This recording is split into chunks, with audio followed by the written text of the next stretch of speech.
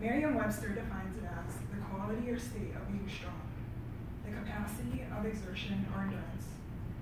Now, I'm clearly not a bodybuilder, and quite frankly, as you can tell, I'm still recovering from my last transplant, so my physical strength is subpar. But as you'll learn, my mental and my emotional strength is something I've earned, as well as a word that I have tattooed and live by. Hi everyone, my name is Meizo, and as many of you now know, I am known as the Gronk Girl. Not Gronk's girl. You have a great guy at home. I want to thank Jen Cray for inviting my mom and I here to share our story with all of you. And I want to introduce my mom, as Jen had done, Lynn Robitaille. She's my biggest advocate and my best friend, and also author of the book Strength in a Heartbeat, Diary of a Heart Transplant. My story, or claim to fame, doesn't start at birth. I was a normal kid. I lived a normal life.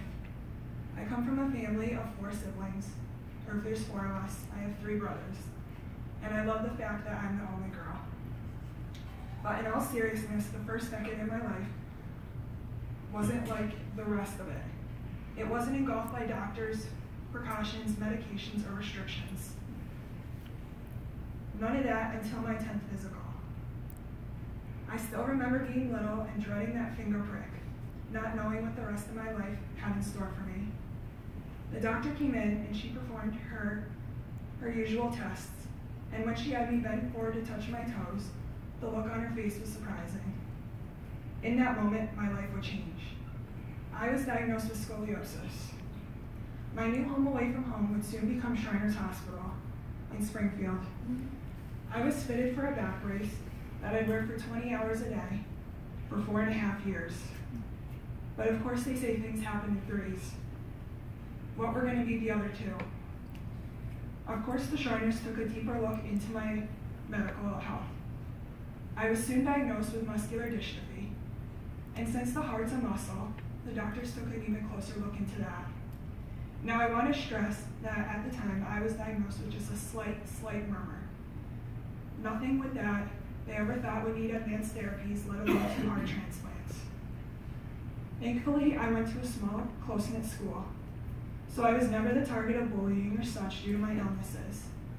But I felt alone, I felt isolated, I felt frustrated. It took doctors all down the East Coast 7 years to give me a name for my very rare form, leg distal myopathy. That affects your neck, your hands, and your feet.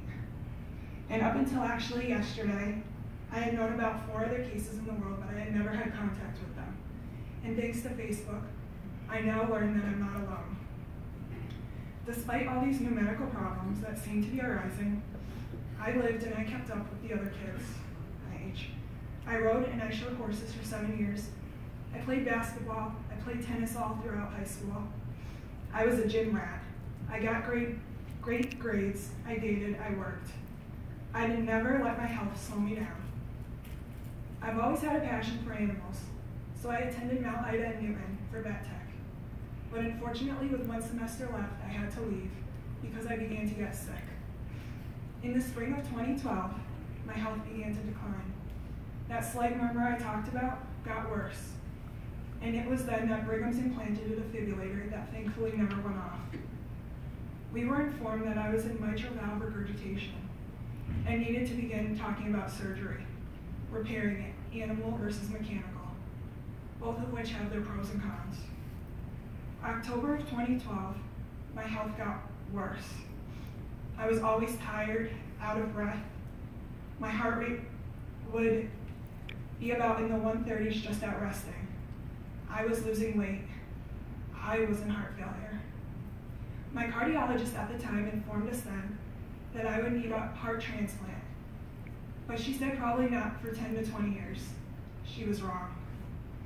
I still remember meeting with the heart failure specialist in January of 2013, Dr. Lynn Stevenson.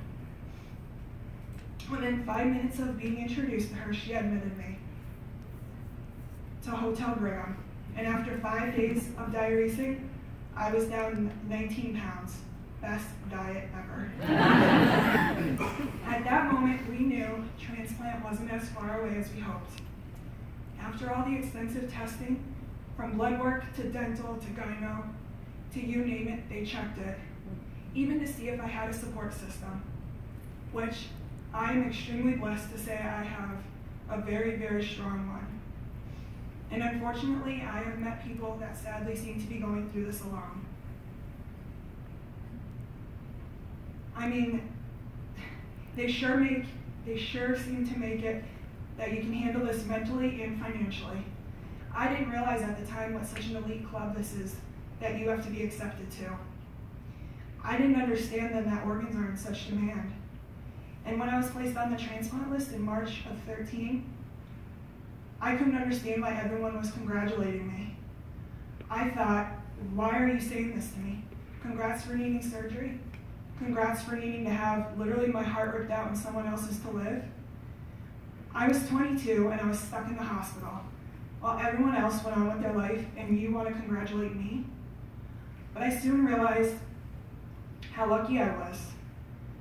I had made friends with a boy who was just a few years younger than I, and unfortunately, due to some reasons, he wasn't placed on the transplant list. He passed away a week after being discharged. It was at that moment I realized, Lauren, knock it off.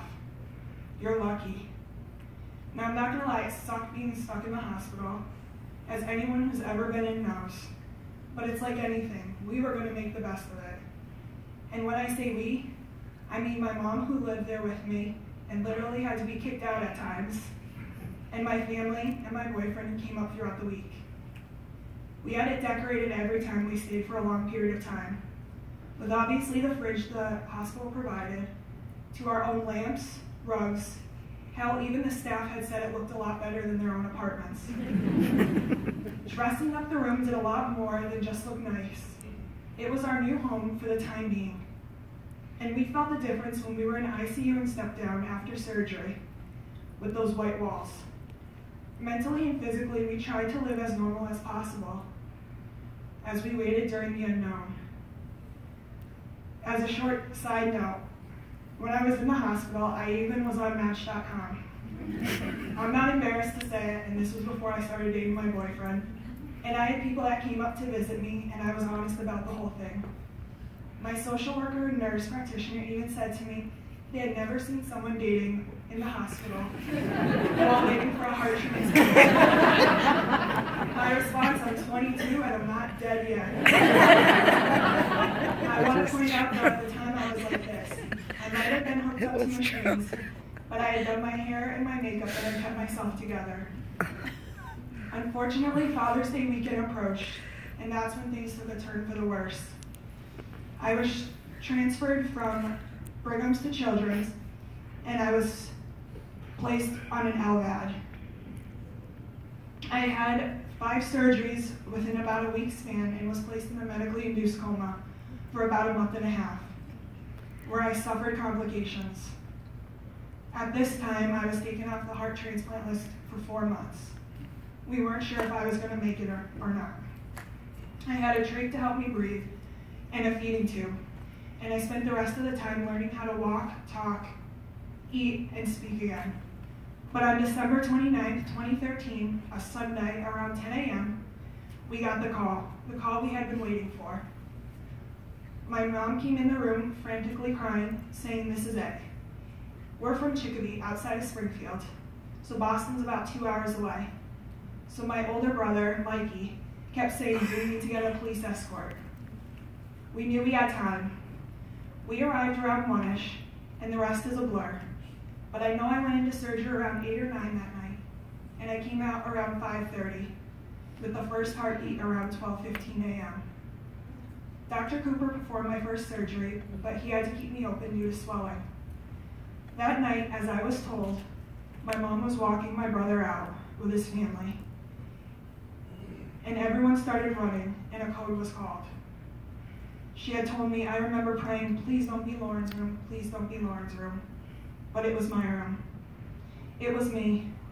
My room was filled with doctors, nurses, machines, and my scared family. When she pushed her way through, she saw my nurse on top of me. That night, CPR and Nurse Terry saved my life. I spent the next month or so in a medically induced coma as well. I still had my feeding tube pegged from my LVAD surgery 6 months prior, so that wasn't new. But when I woke up, I was so upset. I had a trach again. I didn't get my speech valve for another couple weeks, so lip reading and pointing were how we tried to communicate. It was then that I learned I flatlined. I remember my brother, Mikey, standing over me with big eyes, asking me what Jesus was like and if I saw the light. And then my mom punched him and said, "We didn't tell her yet." My recovery was slow, but like I had done 6 months prior, I needed to learn to walk again, talk again, eat on my own. In March, after getting my second trach out, I went to rehab, where I spent 4 days there, but sadly was rushed back to Brigham's, where I received my third trach. You can't even imagine how pissed off I was. I had to start all over again, but finally in May I went home. I did well for the next couple of years, no major problems, just learning as a family what it's like to live and to take care with this new precious gift. Now I'm going to be honest with you, I wasn't an organ donor before all this. And not because I didn't want to be or I was against it, but because I just didn't know anything about it. I thought I didn't know anyone who received one, whoever had donated. But now, along with my mom, we spend our time trying to educate and spread the importance of it. I myself am an ambassador for Donate Life and a 2-time leading lady for the American Heart. Through our experience, my mom runs a website, www.strengthenaheartbeat, where she educates people on the importance of organ donation as well as connecting families, as well as the book that she had wrote by the same name. That's available on Amazon. In a little over a year that it had been published, we have had countless people tell us it helped them in their own journey with making decisions and knowing that they're not alone, because it showcases both of our raw emotions as a patient and as a caregiver. Many have said they read it in one day, and I personally see our book as a therapeutic journey for my mother alone. Yes, organ transplants are difficult on the patient, but how about the caregivers, the family, and the friends? I always joked I wasn't going to give her a sequel, but last summer I was wrong. I started out with horrible abdominal pains. It's the best way to describe it, as just hunger pains but without the appetite. We went to our local ER where I was admitted with gallstones, and they placed a drain in my gallbladder. All I could think of was how much can one person even handle? The next day the doctor pulled my folks aside and told them I was in severe heart failure.